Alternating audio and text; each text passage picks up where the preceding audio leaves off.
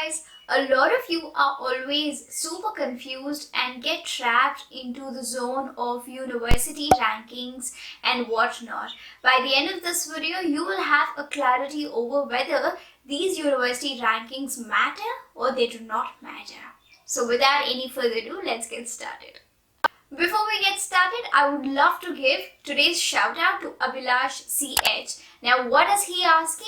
He says, Sarvani, did you face any complexity to get a full-time job after finishing your master's in ICT?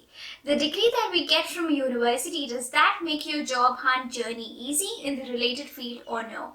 That's a great question, and I thought it is really important for me to address this. Now, it does not mean that immediately after you finish your master's, it'll be really easy and you will land up in your ideal job. That's not how it works here. Even after you finish your master's, there are a lot of employers who ask me for some other certifications that help me to prove my skills and prove my expertise. However, with that being said, a job is not important to me because my interest is not towards that. But there are a lot of students who completely rely upon a job, and I would say that keep up with your skills, keep updated, and make sure even if you do not have other certifications, you can prove your skills to the employer and always keep studying, keep learning things online and get free certifications just for the sake of your resume, but don't stop learning. Give you an overview of university rankings from a well-sourced website with a well-sourced system. This is how it goes. The first rank goes to Australian National University with a global rank of 29. The second rank in Australia goes to University of Melbourne with a global rank of 38. The third topmost university goes to University of Sydney, fourth University of New South Wales, and fifth goes to University of Queensland. So these are the top 5 universities in Australia, whereas in global rankings they are under top 100, I believe so. I would love to give you a reality check. My university, which is La Trobe University, has a rank of 22nd in Australia and is about 400th university in global ranking system. Now, did I get complete benefit of my masters from that university? Absolutely yes. Still, there are some pros and cons for this university, just like all the other universities have got.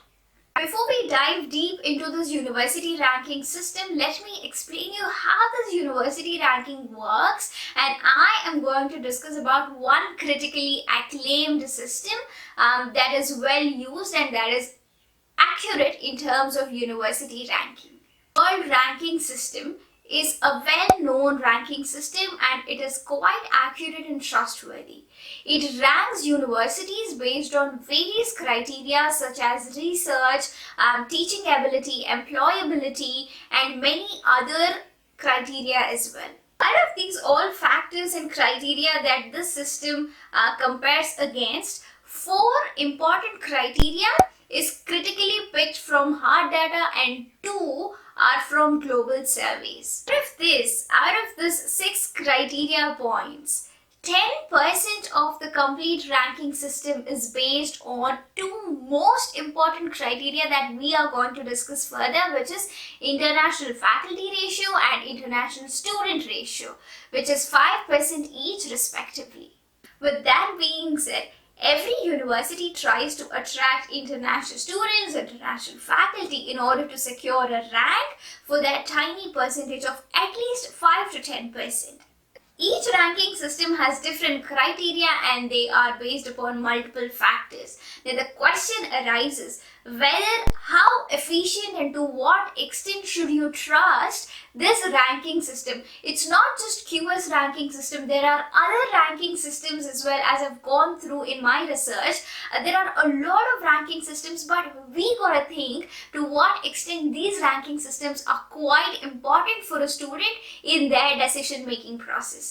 According to a new study of researchers from University of Stanford's Graduate School of Education, they say that university rankings are absolutely negligible in students' decision-making process and they do not help students in taking an accurate decision. And they clearly say that it is better to ignore these university rankings. Wow! I would love to give you my personal opinion after discussing about this data that I spoke about. I think university rankings are self-metric estimate. So every university wants to have that specific place so that they can show that specific place as an authority to attract international students. It's quite clear. It's a part of marketing game. If I say, for example, I'm the top student in the class, and trust me, I can teach you everything. So I'm showing that top one student as a bait to attract you and get you into my trap. So this is how marketing works, and I think university rankings are similar to that. More than just a ranking, a student must focus on multiple other factors that will help him or her in taking certain decision in his decision making process. I see a lot of students gravitating towards top 10 universities in Australia, top 10 universities in US, top 10 universities or top 5 universities in UK. Guys, it's no different. All of them are pretty much the same. You might ask me, okay, fine, Sarvani, we trust you. Tell us how to select the right university. Well, these are the 5 tips that I'm going to give you in order to make your process really easy. The first tip that I would love to give you guys is, before even choosing a university, choose a place to live in. Australia is a huge place, and in this huge place, you need to identify one best city or one best area that helps you to live peacefully. Whether you want to stay in a city, whether you want to stay in a regional area, whether it is in Victoria State, whether you would want to go towards Western Australia, whether you want to go and stay in Melbourne, Sydney, decide which place, which city you want to live in and which area you want to live in. Once that's done, choose your course. If you are someone who doesn't know what your interests are and you don't know, you're pretty confused, one best practical advice that I can give you is, whatever you've studied in bachelor's, follow the same field in masters, because that will give you an advantage, okay? But if you know what your interests are, if you are pretty clear, then just choose that course and go ahead with it. Once you choose certain courses, you need to identify what universities are offering that particular course. Do not go by universities, instead go by courses. So once you finish choosing that course, choose all the universities that are offering one specific course and start filtering these universities which are close to the place that you live in. And out of them, you will be shortlisting about 3 to 5 universities. After you shortlist 3 to 5 universities, consider factors such as affordability, then the course curriculum, and the ease of studying, and also get into Facebook groups of these universities and try to get some reviews and see the teaching methods and how exams are conducted, how assignments are given. There are a lot of things, internal things, that you need to inquire before even taking a decision, I hope that this video was quite helpful, and if you love this video, don't forget to hit that like button, subscribe to my channel, share this video, because this can be quite helpful.